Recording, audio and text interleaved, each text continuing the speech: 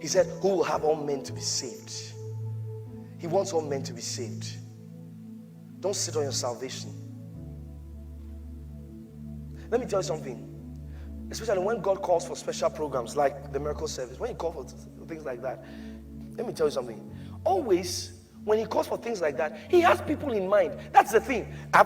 My walking with God over the years has just taught me to obey. I don't know everything he wants to do. Even though I'm the pastor, I don't know everything God wants to do. Like, for example, 2 years ago, God said I should call for a miracle service. I didn't know this young man was going through things that he needed God's touch in his life.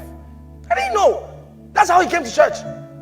I didn't know. I said, God said I should call for a miracle service. He told me what to do. He told me the time to have the meeting. He told me I should finish preaching my 2 services. We are Best Western.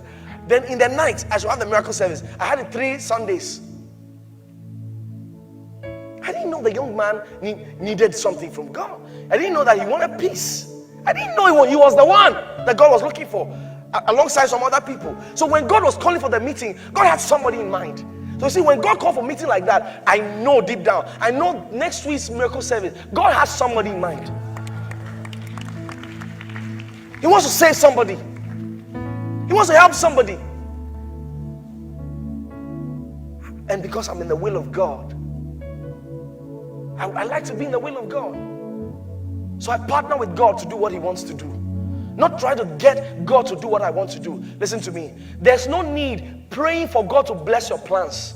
What you need to do is to join God's plans, because his blessing is already on his plans.